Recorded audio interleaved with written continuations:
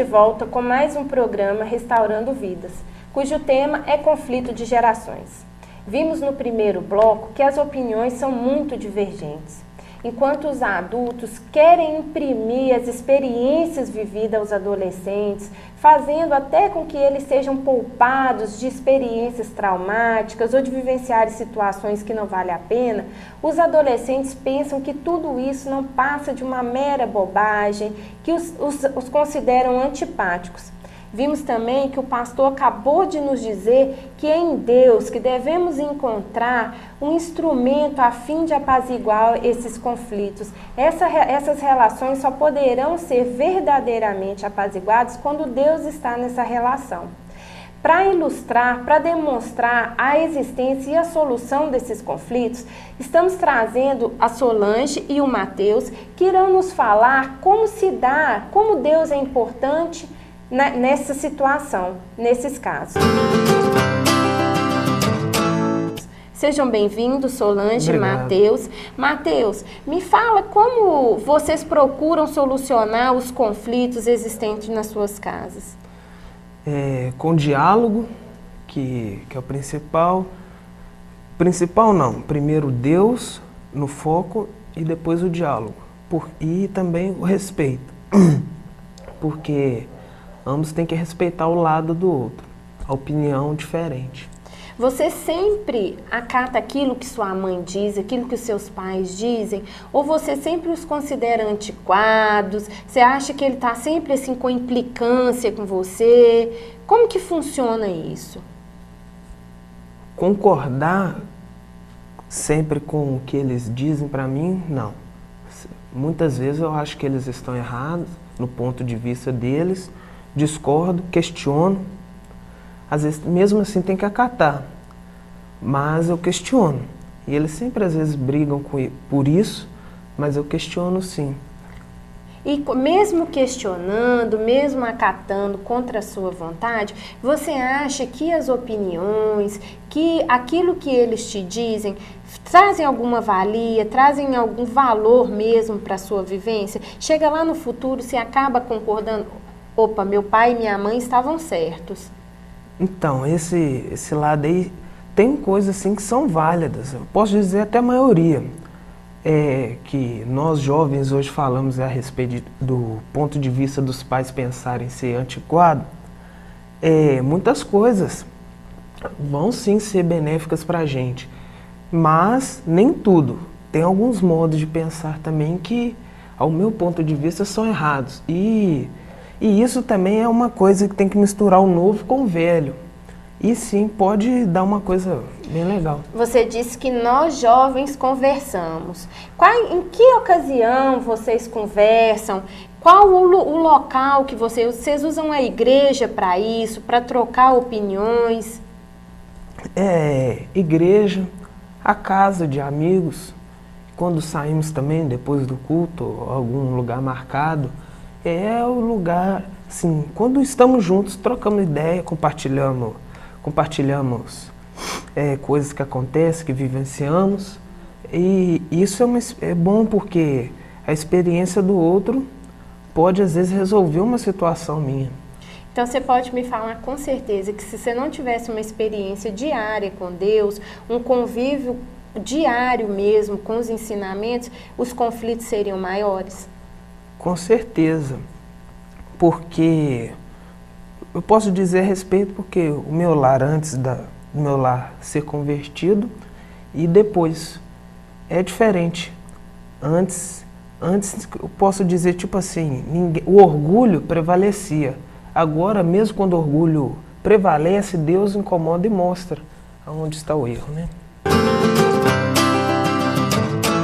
Nós vimos com o Mateus que ele fala o tempo todo que o diálogo é uma arma muito importante na solução dos conflitos.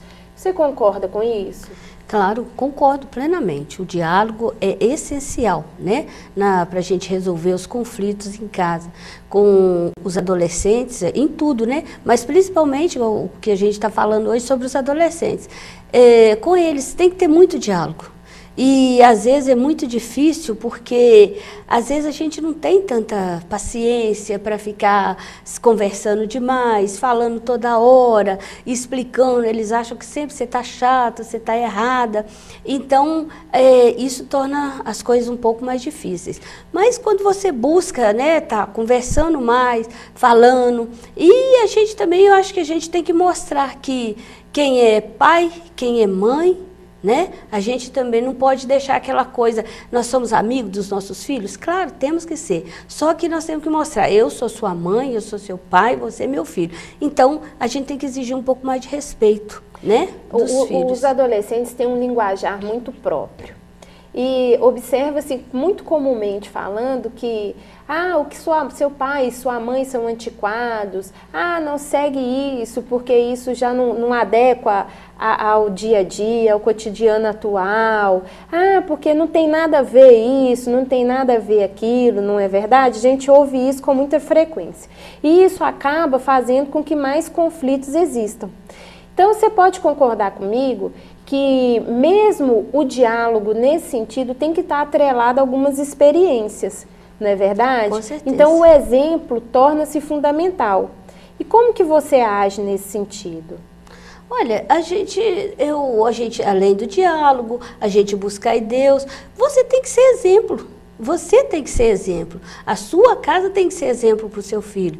Porque não tem como você falar com o seu filho, olha, você faz isso, você faz aquilo, você não faz, você entendeu? Você não fala palavrão, você não vai mexer com droga, você não vai fazer isso. Você entendeu? A gente orientar e você fala palavrão, você faz as coisas erradas, você não é o exemplo para sua família, para sua casa, né? Então, eu acho que o exemplo, né, de pai, mãe é o essencial. Solange, essa divergência de opinião às vezes ocorre nos mínimos detalhes. Às vezes ocorre com questões assim banais do dia a dia, como por exemplo com relação a uma comida, com relação ao horário de acordar, com relação a como conduz os estudos, não é verdade? Isso. E nesse ponto também eu observo que a sabedoria faz muita diferença. E como atingir essa sabedoria? Como que você acha que as instruções, os ensinamentos bíblicos podem nos ajudar nesse sentido? Olha, Patrícia, eu acho que você tem que estar procurando mais ler a palavra. A gente tem que estar sempre orando pela casa da gente, pelos filhos, né? Pelo nosso lar. E o que eu te disse, às vezes dentro da igreja, assim como os meninos encontram nos amigos, conversas e tal, a gente também tem outras pessoas. Tem muitas mães que têm filhos adolescentes, você escuta a história de uma, a história de outra, de repente você vê que aquilo ali pode não ser a receita para sua casa, para o seu lar, mas de repente daquela experiência você tira alguma coisa sim, você busca alguma coisa. E o que eu acho que a maioria das mães, assim, o maior problema hoje em dia com nós, os pais, né, de adolescentes, que os caretas, como eles dizem, a internet, né, o computador.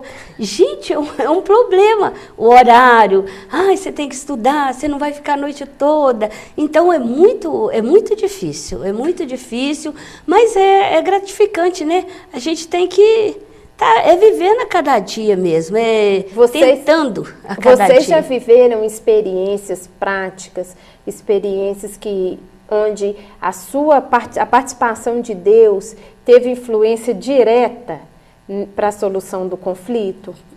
Olha, com certeza. Nós já tivemos, sim, porque muitas vezes, sabe, às vezes você tem aquele conflito em casa, aquela briga mesmo e tal, você exalta, porque não adianta falar que às vezes você não consegue se controlar, então você fala, briga muito, fala o que não deve, aí depois você volta para pedir perdão, você entendeu? Porque o Espírito Santo de Deus, ele te incomoda, né? Te mostra onde você está errada, que você falou o que não devia, você fez o que não devia, Ou às vezes até mesmo que você deixou de fazer, então você vai dar um abraço, né? Vai orar junto, vai pedir perdão, vai pedir desculpa, mesmo que depois, né? Daí há uns dias e tal, porque os conflitos voltam. É todo dia, é viver cada dia um mesmo. Dia de cada vez. Um dia de cada vez. Então, é difícil, eu sei que não é só no meu lar, né? Você também tem filho adolescente, então é difícil, sim. Mas a gente vai tentando e, se Deus quiser, nós vamos conseguir, né? Ver os nossos filhos. Agradeço a participação de vocês, muito obrigada. Vimos que os conflitos existem e em todos os lares, existem não apenas entre mães e filhos, mas de geração para geração. Vimos também que sem Deus é praticamente impossível solucionar esses conflitos. O diálogo, o respeito, a paciência, buscar em Deus a sabedoria para a solução de tais conflitos é o principal.